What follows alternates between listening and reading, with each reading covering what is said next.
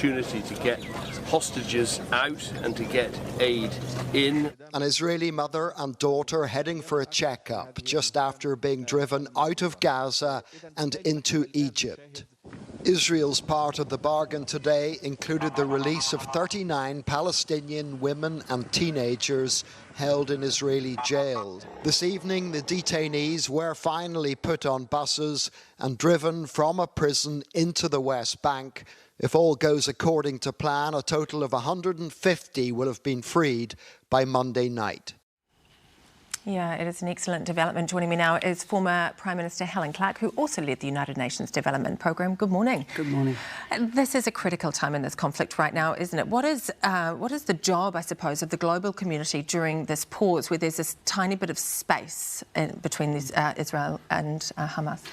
Tiny bit of space, and I think the global community would like to see that space extend, because a 4-day pause and then returning to the horrific scenes that we've been seeing is obviously not good. So the issue will be whether these 4 days go reasonably smoothly with the exchange of peoples, and then whether there can be persuasion to extend it. Otherwise, the horror goes on, and it has been horrific. Yeah, it has been horrific, and we've all seen the pictures of Hamas's attack on Israel and of Israel's bombardment of Gaza. So how do you even begin to negotiate, amid all of the pain and horror that has been experienced there in the past 2 months? Well, it takes two to walk together, doesn't it? And there hasn't been that willingness on either side since Yitzhak Rabin and Yasser Arafat shook hands a long time ago. And then we've had these years and years and years of drift. The internationally supported agreement was to move towards the 2 states. Now, this might seem like the worst time to be talking about that, but in a way, what has happened has been so horrific that it may be that it's the time when all the actors come together, those who have some influence with Israel, some who have influence with Palestinians, to say, enough, we've had enough. Do we want to see this cycle of violence continue for the rest of our lives and beyond? That's not a future for anyone. No, and it makes complete sense sitting here as rational sort of actors. But does either side want peace? We have had Hamas saying that it will destroy Israel, Israel vowing to destroy Hamas. It doesn't feel like there is any light there, does it? It's like mutually assured destruction, isn't it? The language that used to be used with respect to nuclear war. So if both sides want an optimal outcome, which is erasing the other, yes, the cycles of violence will repeat themselves for the rest of our lifetimes and beyond. But I don't know that that's what most people on the ground want on either side. What do most human beings want? They want to live in security. They want to have hopes for their future and their family. They don't want to be, subject to persistent threats to their physical security. You can't live like that. And so I think the pressure should come from beneath.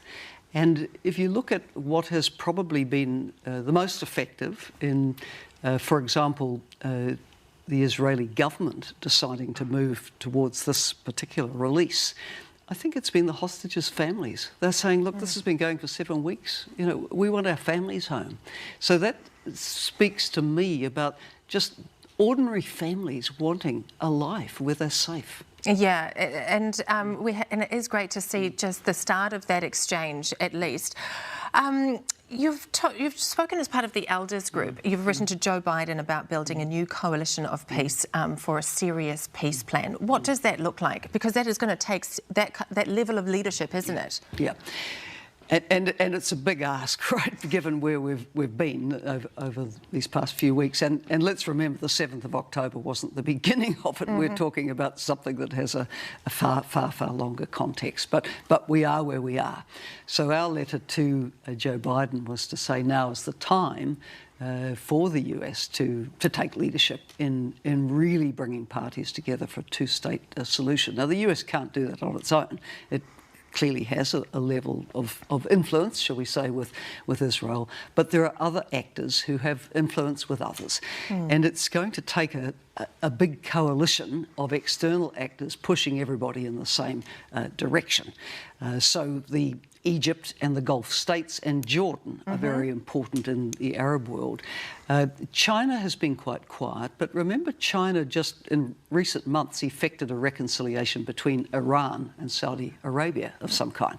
So don't sort of overlook that there are other actors who also have some influence. It's also true that Russia has influence with Iran, which has influence over Hezbollah in Syria and through to Hamas. Now, this might seem like an unlikely grouping, but I think everyone wants to see an end to this particular conflict. So somehow there has to be the diplomacy that brings people together around this issue of saying, can we really get that two-state solution? And I suppose it pays to remember too that Egypt and Israel have managed, were historically in a similar situation and have managed that. I want to ask you what New Zealand can do. We're a tiny country at the bottom of the world, but the polarisation washes up here, doesn't it? We've seen anti-Semitism, Islamophobia. So what does our government need to do domestically on these big issues, but also internationally? I think New Zealand did absolutely the right thing in voting for the resolution in the General Assembly. It didn't use the ceasefire language, but what it called for was a sustained humanitarian truce leading to a cessation of hostilities, quote unquote.